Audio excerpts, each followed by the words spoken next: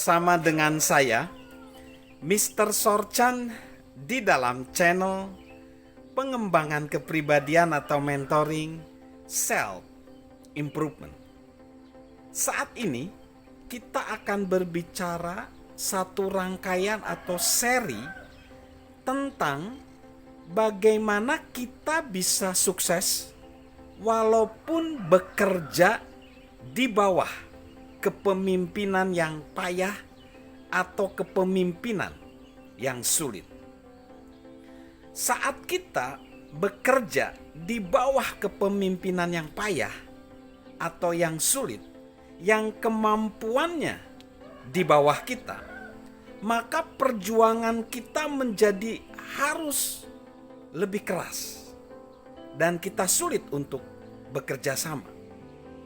Karena kita tahu bahwa segala sesuatu ditentukan oleh kepemimpinan. Kita bisa menjadi frustasi. Nah, jika kita bekerja di bawah kepemimpinan yang buruk, mungkin kita merasa bahwa kitalah nanti yang akan dirugikan. Di dalam pembahasan ini, kita harus ada disclaimer.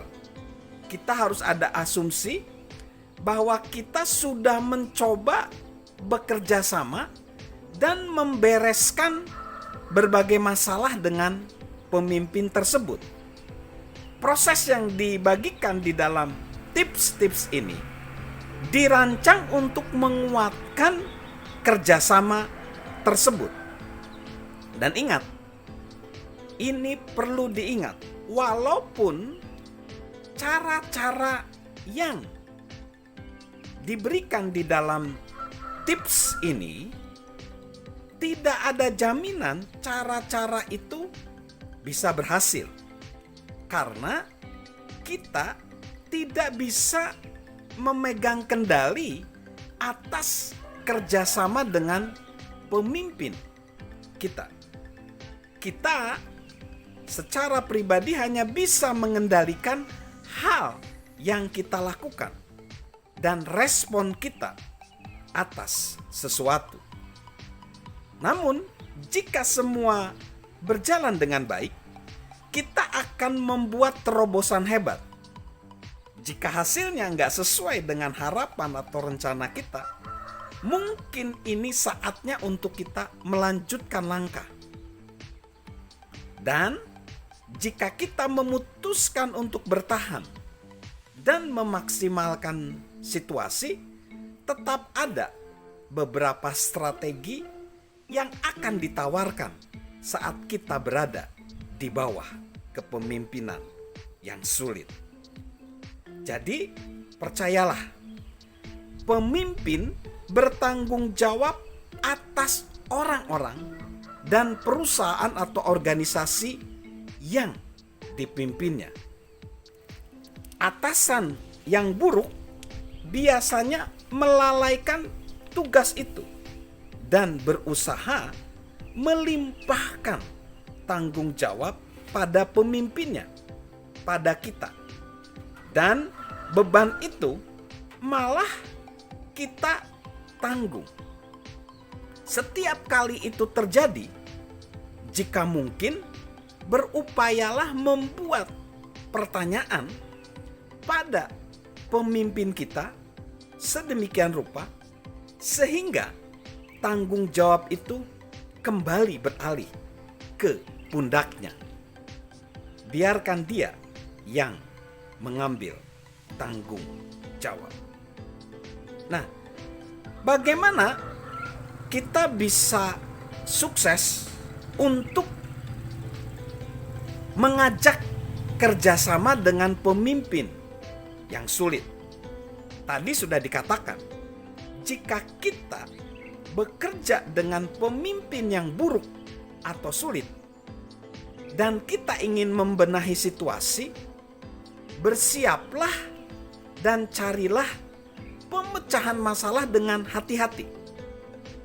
Kendati setiap masalah itu unik, proses menemukan solusi yang positif terbilang mirip, hampir di dalam segala sesuatu.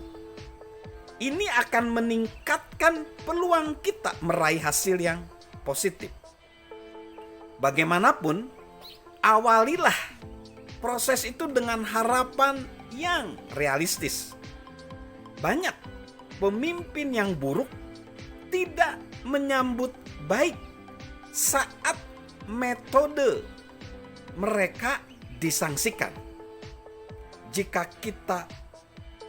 Jadi kita pun perlu menyiapkan diri saat kemungkinan gagal. Namun, jangan menghindari tugas itu. Terutama bila interaksi kita dengan pemimpin melanggar nilai-nilai, mengikis kepercayaan diri, atau merusak kemampuan kita meraih sukses dalam pekerjaan, teruslah bergerak maju. Inilah cara atau tips yang perlu kita tempuh.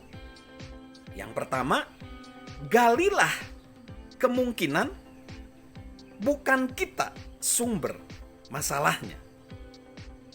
Menuding kesalahan orang lain memang mudah, tapi saat kita melakukan itu, kadang kita lupa menguji diri untuk melihat peranan kita di dalam masalah tersebut. Jadi, jika kita ingin menyelesaikan masalah dengan orang lain, ingatlah, pertama-tama kita perlu mengakui sumbangsih kita dalam masalah itu dan berusaha membenahinya. Jadi, sebelum kita mulai melihat apa yang salah dengan pemimpin kita, temukan dulu apa yang salah dengan diri kita. Kita akan lanjutkan tips-tips berikut ketika kita bekerja sama dengan pemimpin yang sulit di segmen-segmen selanjutnya. Tetaplah di channel Mentoring Self Improvement with Mr. Sorchan. Salam sehat selalu dari saya, Mr. Sorchan.